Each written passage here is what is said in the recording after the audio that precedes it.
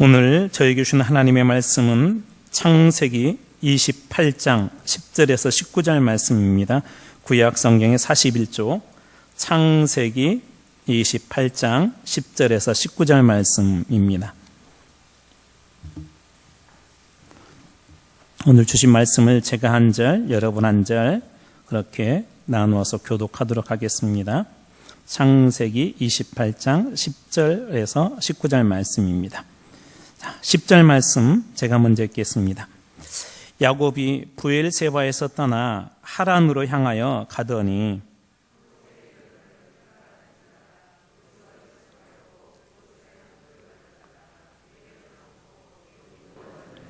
꿈에 본즉 사닥다리가 땅 위에 서 있는데 그 꼭대기가 하늘에 닿았고 또 본즉 하나님의 사자들이 그 위에서 오르락 내리락 하고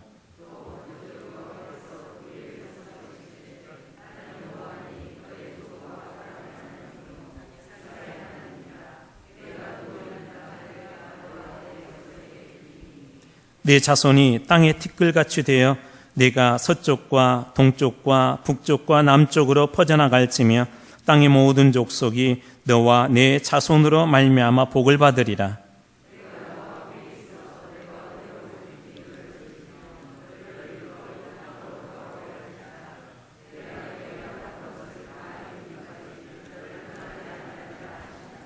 야곱이 잠이 깨어 이르되 여호와께서 과연 여기 계시거늘 내가 알지 못하였도다.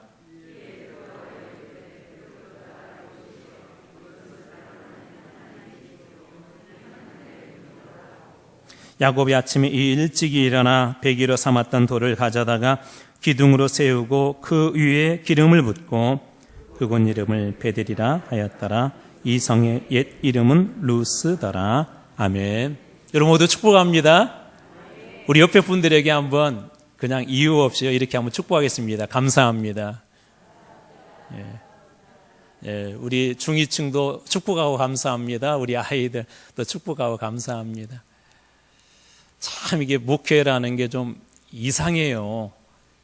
누가 옆에만 있어줘도 힘이 돼요. 아무것도 안 해도.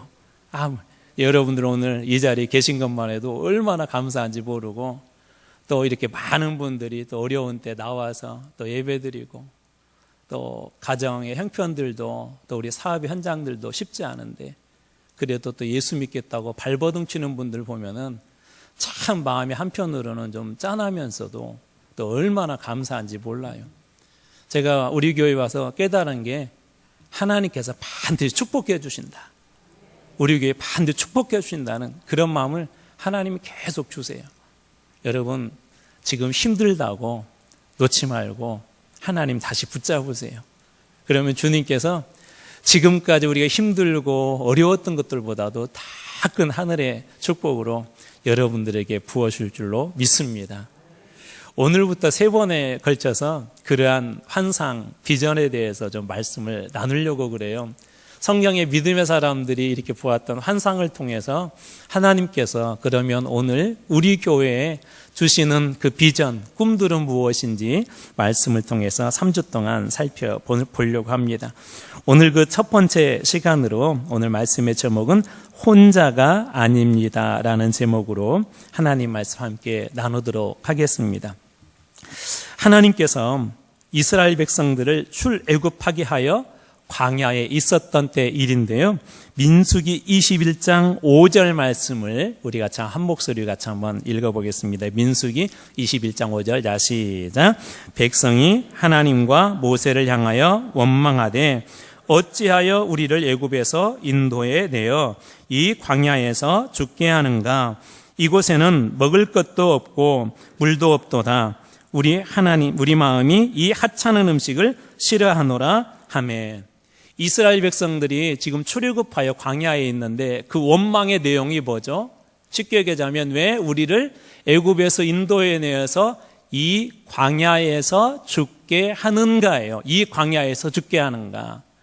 여러분 광야는 말 그대로 아무런 도움을 받을 수도 없어요. 우리가 농사를 짓고 싶어도 또 거기서 먹을 것을 공급하고 싶어도 또 마음껏 어떤 즐거운 자리를 누리고 싶어도 어떤 것도 누릴 수 없는 것이 바로 이 광야입니다. 모든 것이 부족한 것이죠. 심지어 가장 기본적인 것조차도 보장되지 않는 것이 광야예요. 오늘 본문에서 만나게 되는 한 사람이 있는데 야곱이라는 사람이거든요. 오늘 이 야곱이라는 사람에게도 동일한 일들이 일어났습니다. 이 과거의 이스라엘 백성들은 이 백성들 전체가 이 장정만 60만 그리고 전체를 합치면 대략 한 200만 잡는데 200만의 사람들이 광야에 있으면서도 죽겠다고 하는데 오늘 한 사람 야곱이 홀로 광야를 지나는 중에 한 곳에서 일어났던 그 말씀이 오늘 본문의 말씀입니다. 자, 그렇다면 먼저 야곱은 왜 이 광야를 지금 지나고 있는지를 살펴볼 필요가 있습니다. 여러분, 우리 인생이 각자의 광야를 거닐고 있을 때 나는 왜 하나님께서 지금 이 광야를 걷게 하셨는지 한번 스스로 질문해 봐야 합니다. 오늘 야곱에게도 그 이유가 있다는 거예요. 그의 삶을 대변하는 한 장면이 있습니다. 창세기 25장 26절입니다. 창세기 25장 26절 말씀 같이 한번 읽겠습니다. 시작. 후에 나온 아우는 손으로 에서의 발꿈치를 잡았으므로 그 이름을 야곱이라 하였으며 리브가가 그들을 낳을 때 이삭이 60세였더라. 여기 보면 몇 사람의 이름이 등장하는데요. 후에 나온 아우는 손으로, 이 후에 나온 아우가 누구냐면 그 밑에 나와 있는데 야곱이라는 사람이에요. 야곱. 이 야곱이 지금 엄마의 뱃속에서 나오면서 그냥 나오지 않고 먼저 에서가 나왔는데 에서의 무엇을 붙잡고 나왔다고 그래요? 발꿈치를 붙잡았대요. 그래서 붙잡았다, 움켜잡는다 하는 그 뜻을 가진 그 뜻으로 야곱이라고 그렇게 이름을 부릅니다. 그의 아버지는 믿음의 조상 아브라함의 아들인 이삭이에요. 그러니까 이 야곱과 에서의 아버지는 이삭이고 할아버지는 누구예요? 아브라함입니다. 명문가죠. 그런데 이 말씀 방금 읽었던 26절에 보면 야곱의 삶이 앞으로 장차 어떻게 펼쳐질지를 보여주는 중요한 그 문장이 바로 에서의 발꿈치를 붙잡았다라는 그 말씀입니다. 쌍둥이로 태어나면서 그가 둘째로 태어났는데 형의 발꿈치를 잡는데 정말 그의 인생은 평생 형 에서의 발꿈치를 잡는 그런 사람이 되고 맙니다. 그래서 이 에서가 한 번은 배가 고파가지고 사냥하고 돌아왔는데 배가 고파가지고는 이게 너무 막 이게 힘든 거예요. 그런데 마침 팥죽 냄새가 나니까 가서 보니까는 그 동생 야곱이 팥죽을 끓이고 있었어요. 그래서 이 야곱이 그 형의 그 배고픔을 이용해서 장자의 축복권을 나한테 달라고 해서 그 장자의 장자권을 가져가게 됩니다. 그리고 이제 어느 시간이 좀 흘러서 그 아버지 이삭의 나이가 많아가지고 앞도 제대로 못 보고 제대로 듣지도 못하고 그런 때 이제 보통 이스라엘에서는 그 아버지가 돌아가시기에 장자에게 축복을 해주거든요. 그런데 아버지가 앞도 제대로 못 보고 제대로 듣지도 못하고 하는 그것을 이용해 가지고 이 야곱이 이 에서 흉내를 냅니다. 그렇게 해서 이 야곱이 에서가 받아야 될 장자의 축복 기도를 아버지 이삭한테 다 받아버려요. 나중에 이 사실을 알게 된 그 에서가 야곱을 죽이겠다고 합니다. 이게 지금까지 삶을 보면 야곱은 태어날 때부터 형의 발꿈치를 잡는 사람이었는데 발꿈치를 잡는 그런 사람이 바로 그 야곱이었었습니다. 에서가 얼마나 분노했는지 이 사실을 알게 된 그 어머니 리브가가 이 이삭하고 상의하기를 여보 이대로 두었다가는 우리 두 아이들이 싸우다가 결국 한 명은 죽을 것 같아요. 그래서 이 야곱을 리브가의 고향인 하란으로 보내기로 합니다. 그 하란에는 외삼촌이 있었어요. 야곱에게는. 오늘 본문의 말씀은 거기에서 시작합니다. 10절 말씀입니다. 오늘 읽었던 말씀 같이 한번 읽어보겠습니다. 시작. 야곱이 브엘세바에서 떠나 하란으로 향하여 가더니 두 가지 지역의 명칭이 나와요. 자, 어디에서 떠났다고 하죠? 브엘세바. 이곳은 아브라함도 마찬가지고 이삭도 마찬가지고 야곱도 마찬가지인데 이 세 명의 족장들이 주로 머물렀던 곳이 이 약속의 땅에서 브엘세바라는 곳이었어요. 자, 브엘세바에서 떠나 어디로 향하여 갔다고 합니까? 하란으로 갔다고 그래요. 하란은 리브가의 고향이라고 그랬죠. 그런데 저 말씀을 가만히 보면 어떤 뜻이냐면 첫 번째, 하란은 어떤 곳이냐면은 메소포타미아 문명의 이 상류 지역이에요. 그러니까 유프라데스 강과 티그리스 강이 있다고 그랬잖아요. 그 중간 지점을 우리가 메소포타미아 강 사이, 강 중간 그런 뜻이 있다고 그랬는데 그곳이 하란에 있는데 그 하란으로 향하여서 지금 갑니다. 이 하란이 성경에서 어디에서 등장하냐면 아브라함의 고향이 갈대아 우르인데요. 유프라데스 강 하루인 그 갈대아 우르인데 거기에서 떠나서 이제 아브라함이 중간에 하란이라는 곳에 한참을 머물러요. 그리고 나서 약속의 땅으로 진입하기 직전이 바로 어디냐면 그 하란이라는 곳입니다. 그리고 이 부엘사바에서 하란까지 거리는 무려 800km예요. 이 거리를 이제 지금 야곱이 가는 도중에 중간에 한 광야에서 지금 잠을 자고 있을 때 일어난 일입니다. 자, 그렇다면 부엘세바는 어떤 의미가 있을까요? 이 부엘세바는 이 어떤 의미가 있냐면 이 사사기 20장 1절에서 우리가 그 의미를 찾아볼 수가 있는데 이 말씀이 여러 곳에서 나오는데요. 한번 사사기 20장 1절 말씀을 같이 한번 읽어보겠습니다. 시작. 이에 모든 이스라엘 자손이 단에서부터 부엘세바까지와 길라 땅에서 나와서 그 회중이 일제히 미스바의 여호와 앞에 모였더니 미스바에서 여호와 앞에 모였더니 여기에 관용어구처럼 구약에 쓰이는 단어가 있는데 문장이 있는데요. 단에서부터 부엘세바까지 그런 것을 우리 구약에 보면 종종 만나게 됩니다. 부엘세바는 약속의 땅의 남쪽 경계예요. 그리고 단은 약속의 땅의 북쪽 경계입니다. 그러니까 부엘세바에서 하란으로 떠났다는 것은 이제 야곱이 어디 땅을 떠난 거예요? 약속의 땅을 떠나서 과거에 아브라함이 약속의 땅에 들어오기 그 지점으로 이제 일종의 역행을 한 겁니다. 역행. 하나님의 사람들은 약속의 땅을 향하여 가야 되는데 이 야곱은 지금 약속의 땅에서 오히려 떠나서 과거에 그의 할아버지가 있었던 그 하란의 땅으로 그리고 그 어머니의 고향인 이 하란으로 지금 야곱이 떠나고 있는 것입니다. 왜 이 야곱은 약속의 땅을 떠날 수밖에 없었을까요? 한마디로 이야기하자면 그의 욕심과 죄악 때문입니다. 그렇다고 해서 하나님께서 그것으로 그를 심판하기 위함은 아닙니다. 여러분, 때로 하나님의 약속이 우리로부터 멀어질 때가 있어요. 때로는 하나님께 주신 그 축복으로부터 우리가 멀어질 때가 있어요. 그때 하나 점검해 봐야 될 것이 뭐냐면 내가 하나님 앞에 죄 지은 것은 무엇인가, 하나님 앞에 죄악된 삶의 모습은 무엇인가를 한번 점검해 보셔야 합니다. 이 죄와 죄악들은 하나님의 약속과 축복으로부터 우리를 점점 더 멀어지게 해요. 지금 야곱이 그러한 삶 속에 던져졌다는 것입니다.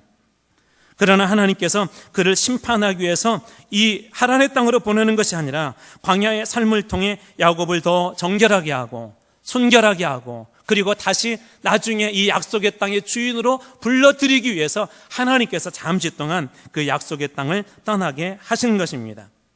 이러한 하나님의 사랑과 계획을 볼 수 있는 말씀이 바로 11절입니다. 11절 말씀 같이 읽겠습니다. 같이 읽습니다. 시작. 한 곳에 이르러는 해가 진지라 거기에서 유숙하려고 그곳에 한 돌을 가져다가 베개로 삼고 거기에 누워 자더니. 여러분, 우리는 이 말씀을 그냥 읽지만 히브리 사람들이 이 말씀을 읽는 순간 야곱이 지금 얼마나 비참함 속에 있는지를 알 수가 있어요. 여러분, 히브리 사람들, 유대인들뿐만 아니라 그 팔레스틴 지역에 있는 사람들, 오늘날의 아랍 사람들도요, 잘하는 게 한 가지가 있어요. 이방인들을 결코 밖에서 재우지 않습니다. 자기 집안으로 모셔서 극진하게 대접을 하고 이 사람들에게 먹을 것도 주고 잠자리도 제공하고 그것이 신이 자기들에게 주신 명령으로 생각하고 그렇게 하는 것을 축복으로 생각해요. 그런데 야곱은 지금 어디 있어요? 그 주변에 어떤 마을의 한 집에 들어가 있는 것이 아니라 광야의 한 곳에서 해가 졌는데 그곳에서 누울 곳이 없어서 그 바닥에 돌을 가져다가 베개로 삼고 거기에 누웠다고 합니다. 그런데 여러분, 여기에서 우리가 봐야 될 한 문구가 있어요. 한 곳에 이르러는 해가 진지라. 그러면 이제 어떤 상황이 벌어진 거예요? 어둠이 이렇게 다가왔다는 거죠. 세상에서는 어둠의 시간은 여러분 절망의 시간이에요. 그 사람에게 어둠이 왔다는 건 세상의 절망의 시간인데 여러분 기억하세요. 하나님의 시간에는 어두운 시간이 우리의 희망의 시작인 것을 여러분 믿으시기 바랍니다. 우리가 절망인 것처럼 느껴질 때, 어느 누구도 나를 도와줄 사람이 없는 것처럼 느껴질 때, 내 인생이 가장 어두운 시간이 그때 하나님이 일하기 시작하는 희망의 시간이라는 거예요. 예전에 창세기 보면서 제가 한번 설명드렸는데 한번 말씀 다시 한번 보겠습니다. 창세기 1장 5절 말씀입니다. 같이 한번 읽겠습니다. 시작. 하나님이 빛을 낮이라 부르시고 어둠을 밤이라 부르시니라. 저녁이 되고 아침이 되니 이는 첫째 날이니라. 제가 강조해서 읽은 부분이 있어요. 자, 어디를 제가 강조해서 읽었죠? 저녁이 되고 아침이 되니 이는 몇째 날이다? 첫째 날이니라. 우리는 보통 아침이 이렇게 시작이 되면 첫째 날 그러잖아요. 그런데 성경은 언제 하루가 시작이 되냐? 저녁부터 시작이에요. 저녁부터. 그래서 이 유대인들 같은 경우에도 뭐 안식일도 마찬가지지만 이 저녁부터 시작합니다. 저녁의 시간. 여러분, 저녁 시간에는 우리가 아무것도 할 수 없는 시간이에요. 밤 시간에는 우리가 어떤 것들도 행할 수 없는 시간이에요. 그래서 하나님의 절대적인 도움이 필요한 시간이 밤 시간입니다. 그래서 우리의 인생의 시작은 어디에서 시작하냐? 하나님의 도움으로부터 시작한다는 게 이 유대인들이 가지고 있는 그 날의 개념이에요. 그래서 성경은 저녁에서부터 시작된다는 이것을 이 세상에서는 절망으로 보지만 이것을 희망의 실현 시간으로 보게 됩니다. 그 일을 오늘 본문의 말씀에서도 또 만날 수 있습니다. 바로 12절 말씀입니다. 같이 한번 읽어보겠습니다. 12절 시작. 꿈에 본즉 사닥다리가 땅 위에 서 있는데 그 꼭대기가 하늘에 닿았고 또 본즉 하나님의 사자들이 그 위에서 오르락 내리락 하고. 여러분, 이 어느 누구도 그를 받아들이지 않았고 어쩔 수 없이 광야에서 홀로 잘 수밖에 없었고 들짐승들과 싸워야 되고 추위와 싸워야 되고 이스라엘의 일교차는 엄청나요. 낮에는 뜨겁지만 밤에는 무척이나 쌀쌀합니다. 그것도 광야에서 홀로 지나야 되는 그 야곱에게 하나님께서 보여주시는 한 장면이 있었어요. 꿈의 본즉, 또 본즉, 또 13절에도 등장하는 또 그 꿈을, 이 꿈속에서 이가 한 장면을 보게 됩니다. 자, 여기에서 그가 본 장면이 뭐예요? 사닥다리가 땅 위에 서 있는데 그 꼭대기가 어디에 닿았어요? 12절에 보니까 하늘에 닿았고, 그리고 그 사닥다리 어떤 광경이 일어났죠? 하나님의 사자들이 그 위에서 오르락 내리락 하고 계속 그것이 끊임없이 오르락 내리락 했다는 거예요. 여러분 기억하십시오. 하나님은 야곱처럼 버림받은 것처럼 생각하고 홀로 있는 것 같이 생각하고 어느 누구도 나를 받아주지 않는 것처럼 생각한다 할지라도 결코 하나님은 여러분을 버리지 않습니다. 하나님은 결코 우리 교회 포기하지 않습니다. 하나님께서는 여러분의 자녀들 결코 버리지 않습니다. 하나님께서 야곱을 그렇게 지금 지켜주시고 보호해 주시고 있는 것을 주님께서 지금 보여주시는 거예요. 단지 광야에 있을 뿐이에요. 잠시 동안 어둠의 길을 걸어가고 힘든 절망의 길을 걸어가고 있을 뿐이지 여전히 하나님께서 우리를 사랑하시고 버리지 않으시고 지키시고 여전히 우리와 함께 계시는 것을 지금 이 야곱을 통해서 하나님께서 보여주시는 것입니다. 뿐만 아니라 하나님께서 보여만 주신 것이 아니라 축복을 해주시는데요. 13절 말씀입니다. 13절 말씀 같이 한번 읽어볼까요? 다시 시작. 또 본즉 여호와께서 그 위에 서서 이르시되 나는 여호와니 너의 조부 아브라함의 하나님이요 이삭의 하나님이라. 내가 누워있는 땅을 내가 너와 내 자손에게 주리니. 그래. 세 번째 봤죠. 또 본즉. 두 번째 12절에서는 첫 번째 두 번째는 이 하나님의 사자들이 오르락 내리라는 걸 봤다면 13절은 이제는 누구를 봐요? 누가 계시는 걸 봐요? 여호와께서 그 위에 사닥다리 끝에 하늘에서 이렇게 서서 계시는 것을 지금 야곱이 보게 됩니다. 저는 여러분들이 힘든 절망의 길을 걸어갈 때 여러분 가운데 응시하고 계시는 하나님을 보는 축복이 여러분들이 있기를 축복합니다. 야곱이 그걸 본 거예요. 그런데 더 놀라운 사실은 하나님이 당신만 계시해 주는 것이 아니라 야 나는 여호와다. 너의 조부 너의 할아버지 아브라함의 하나님이고 그리고 이삭의 하나님이야. 그러면서 하나님이 축복해 주시기를 내가 누워 있는 땅을 내가 너와 내 자손에게 주리니. 그래. 저는 이 땅의 축복이 우리 교회에도 하나님께서 우리 교회를 통해서 여러분들에게 주실 줄로 믿습니다. 우리에게 주신 복음의 땅이 있고 믿음의 땅이 있고 축복의 땅이 있고 응답의 땅이 있어요.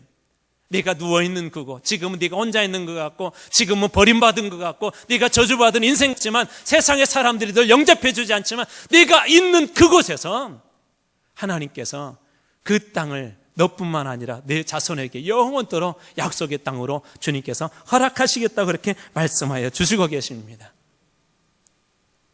혹 누가 될까봐 실명을 좀 거론하기는 좀 그런데요, 분당에 유명한 그 교회가 하나가 있어요. 교회. 이 목사님이 얼마나 목회를 잘하셨는지 교회가 지금은 큰 교회가 되고 한국교회 엄청난 영향력도 미치시거든요. 근데 이제 이분이 개척을 해가지고 그것을 이렇게 교회를 이렇게 하던 중에 이제 분당에서 막 개발되던 그런 때였는가 봐요. 그러던 중에 한 지역에 종교 부지가 이렇게 나와서 천주교, 불교, 그리고 기독교에서 거기다 다 이렇게 이제 입찰을 넣었는가 봐요. 입찰을. 근데 어느 날 이 목사님이 새벽 기도를 마치고는 장로님들 다 오세요 하고는 장로님들을 모시고 이 종교 부지에 이렇게 가는데 목사님 마음속에 말도 안 되는 이상한 마음을 하나님이 주셨다. 하나님이 어떤 마음을 주셨냐면, 여러분 개들이 자기 영역 표시할 때 하는 행동이 있잖아요. 소변으로 이렇게 마킹을 하잖아요. 마킹을. 이게 웃기잖아요. 더군다나 목사님, 이게 장로님들, 이게 좀 거룩하신 장로님들 모셔가지고 목사님이 그랬대요. 장로님들 삥 둘러서세요. 그리고 우리 마킹 합시다. 마킹. 말도 안 되잖아요. 웃기는 일이잖아요. 근데 하나님이 이 장로님들이 이렇게 다 순종하고 또 목사님한테 주신 그 마음을 그대로 받아주셔서 그 교회를 주셨는데, 어떻게 그 땅을 그 교회에 주셨는데 어떻게 주셨냐? 천주교가 그 소문을 듣고는 야, 우리 형제교회가 저렇게까지 하는데 우리가 그곳을 차지하면 되겠냐고 양보해버렸대. 우리는 포기하겠다고. 불교는 이 이야기를 듣더니 에이, 목사하고 장로들이 거기에다 그렇게 마킹이라고 부정 탔어.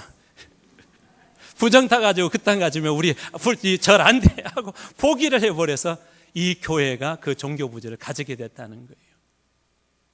여러분, 어떤 것들은 우리에게 우습게 들리고 세상 사람들이 볼 때는 말도 안 되는 것 같지만 어떤 곳에는 하나님의 이런 놀라운 역사가 있는 것을 여러분들 믿으시기 바랍니다. 여러분, 성경에 보면은 하나님이 이런 믿음의 사람들에게 하나님께서 이 땅을 허락해 주시는데요, 예를 들자면 우리 웨슬리라는 분이 계세요. 감리교 창시자. 이 웨슬리는 늘 땅을 놓고 기도해요. 하나님, 세계를 나의 교구로 주십시오. 저는 우리 한마음교회도 이 복음의 땅, 믿음의 땅, 이 선교의 땅에 대한 그런 비전을 여러분들이 꿈기를 축복합니다. 주님께서 오늘 야곱에게 그 말씀하시는 거예요. 지금은 너 혼자인 것 같고 버림받은 것 같고 내가 약속의 땅에서 쫓겨난 것 같지만 내가 누워있는 땅, 내가 여기 있는 땅, 그곳 하나님께 주시겠다고 말씀하신 것처럼 여러분들이 기도로 믿음의 땅 가운데 설 때 하나님 세계가 우리 한마음교회의 선교의 땅이 될 줄로 믿으시기 바랍니다. 지금 야곱에게 그 장면을 하나님께서 보여주신 거예요. 버림받은 것 같은 야곱에게 하나님께서 그 약속의 땅을 허락하신 것처럼 오늘 야곱에게 주신 그 비전과 꿈들이 오늘 우리 안에도 동일하게 이루어질 줄로 믿습니다. 그리고 결혼도 하지 않았는데 야곱에게 하나님께서 주신 또 다른 축복이 있어요. 14절 말씀이에요. 14절 말씀 같이 한번 읽어볼까요? 네, 시작. 내 자손이 땅의 티끌같이 되어 내가 서쪽과 동쪽과 북쪽과 남쪽으로 퍼져나갈지며 땅의 모든 족속이 너와 내 자손으로 말미암아 복을 받으리라. 지금 야곱이 결혼했어요? 안 했어요? 안 했는데 자손에 대한 축복을 하시는 저 말씀을 가만히 보면 그의 할아버지 아브라함에게 약속의 땅에서 주시겠다고 하시는 그 약속을 동일하게 다시 한번 하나님께서 야곱에게 말씀해 주고 있는 것을 보게 됩니다. 여러분, 놀랍지 않습니까? 비열하고 사기꾼이고 자기 욕망을 위해서 거짓말과 속임수를 행하는 야곱에게 어떻게 이런 일들이 일어날 수 있을까요? 여러분, 그렇기 때문에 우리가 함부로 어느 누구를 판단하면 안 됩니다. 지금은 그 사람이 비열하게 보일 수도 있고 그 사람이 속임수를 쓰는 사람일 수도 그렇게 보일 수도 있지만 하나님이 그런 인생 붙잡아 주시면 야곱과 같은 위대한 인생이 되는 거예요.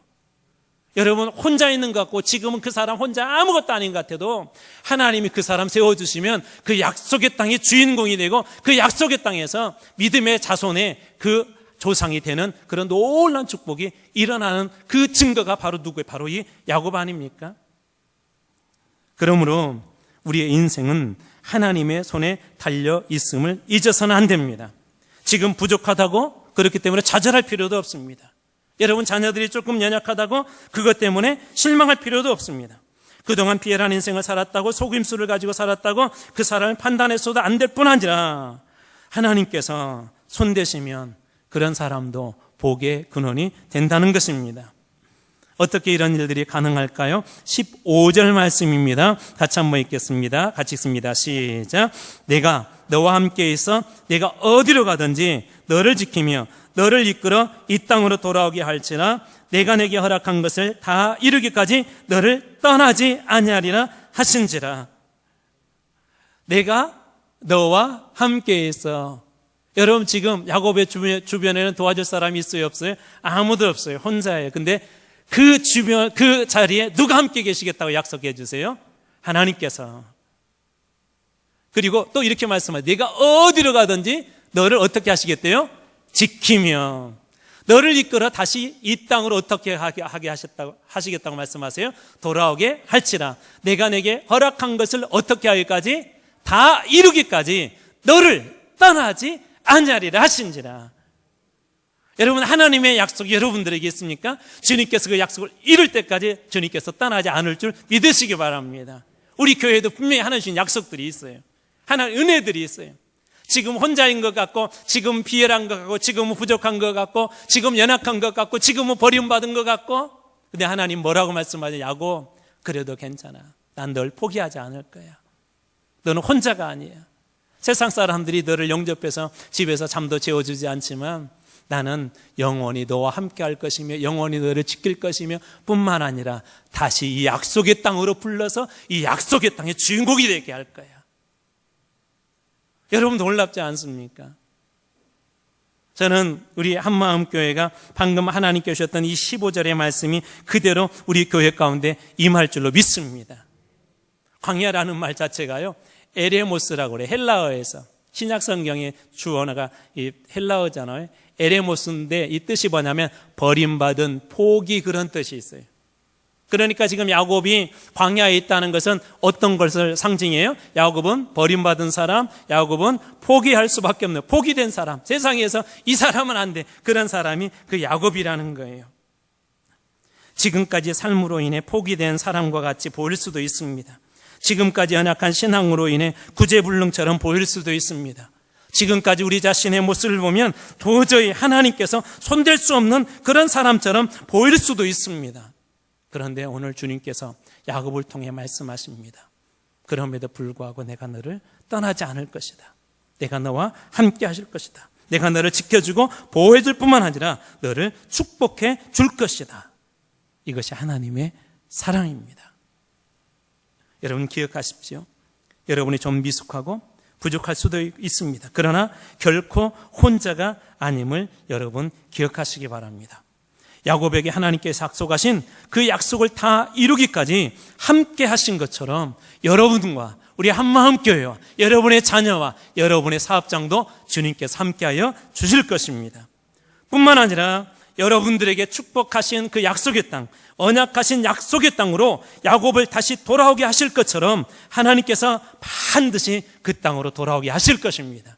지금은 빈손으로 이 약속의 땅을 떠나지만 나중에 야곱이 돌아올 때는 어떻게 돌아와요? 많은 가족들을 데리고 그리고 많은 재산을 가지고 다시 그 약속의 땅으로 돌아오게 됩니다.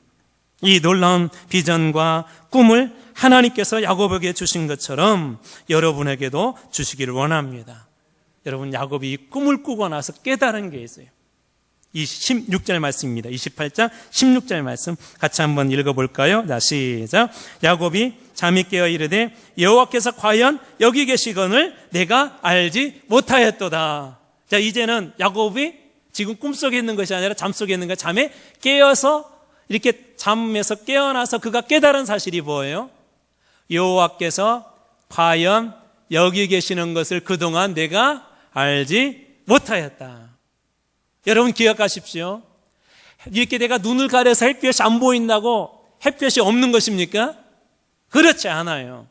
내가 인식하지 못한다고 해서 하나님이 우리 가운데 계시지 않는 것이 아니에요. 여러분 하나님께서 오늘 이곳에 과연 여러분과 함께 계시는 걸 여러분 믿으시기 바랍니다. 이 야곱이 그 사실을 깨달은 거예요. 광야에서 그것을 이 야곱이 깨닫게 된 것입니다. 깨달은 두 번째 사실이 있는데요. 17절 말씀입니다. 같이 읽습니다. 시작. 이에 두려워하여 이르되 두렵도다 이곳이여 이곳은 다름 아닌 하나님의 집이요 이는 하늘의 문이로다 하고, 야곱이 지금 누워 있었던 곳, 광야에 홀려 있었던 곳, 야곱이 그것을 뭐라고 이야기해요? 하나님의 집이요 하늘의 문이다. 하나님의 집이니까 그곳의 주인은 누구세요? 하나님이세요. 거기 누가 계세요? 하나님께 계세요. 하늘의 문은 어떤 의미일까요? 야곱은 앞에 말씀을 듣고 나서 깨달았어요. 야, 여기가 하늘의 문이 있는 곳이다.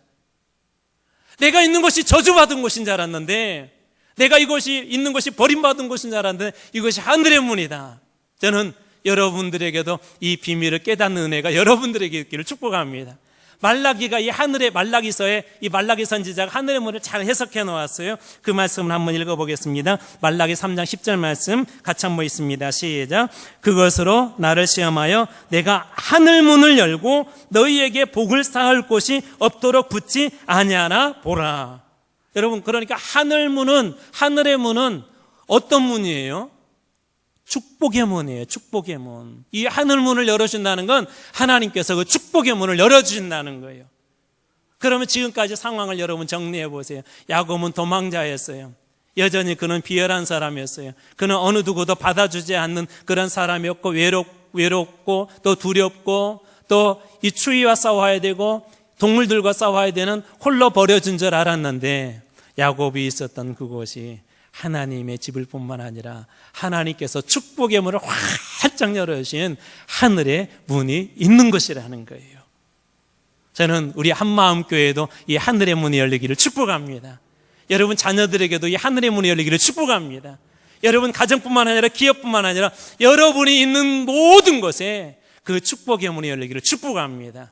이게 하늘의 문인데 지금 이 야곱이 그것을 깨달은 거예요. 여러분, 야곱이 놀란 것이 뭐예요? 결국은 광야이고 홀로 있는 것 같고 버림받은 것 같았는데 하나님께서 함께 하실 뿐만 아니라 지켜주실 뿐만 아니라 하나님께서 그곳에서 야곱에게 지금 무슨 문을 열어주신 거예요? 축복의 문, 하늘의 문을 열어주신 것입니다. 그래서 야곱이 그 다음날 즉각적으로 행한 일이 있었어요. 18절, 19절 두 절 말씀을 같이 읽겠습니다. 시작. 야곱이 아침에 일찍 일어나 베개로 삼았던 돌을 가져다가 기둥으로 세우고 그 위에 기름을 붓고 그곳 이름을 베델이라 하였더라. 이 성의 옛 이름은 루스더라. 아침에 일찍 일어나.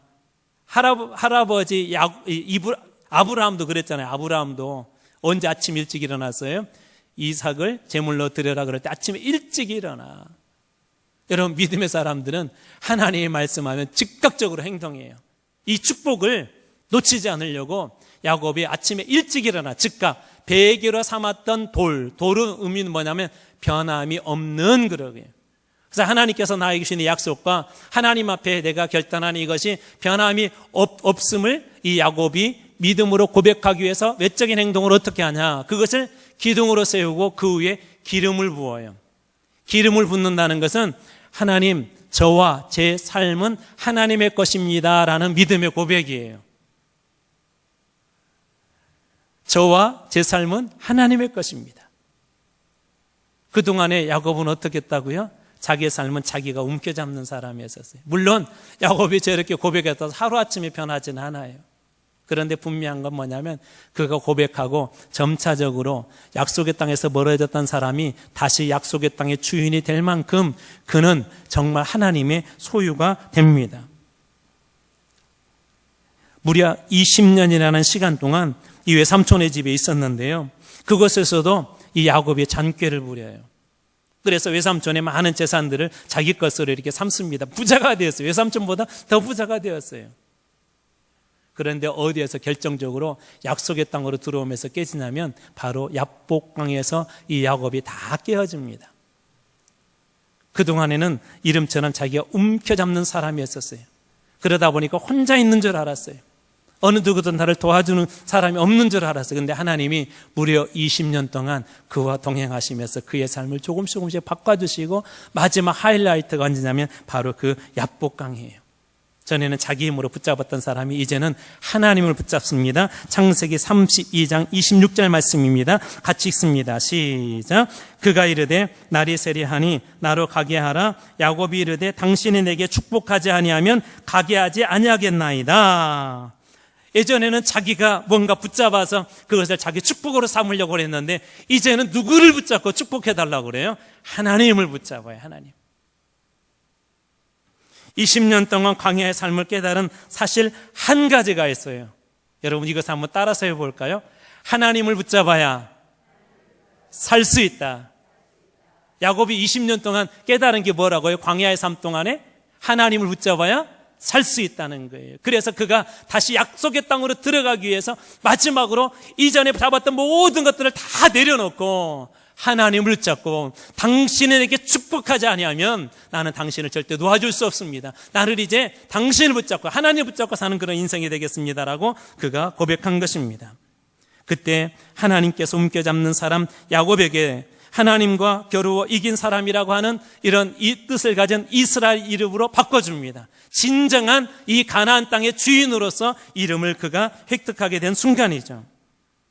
오늘 우리의 현실을 보면 광야에 버려진 야곱과 같습니다. 그런데 여러분 기억하십시오.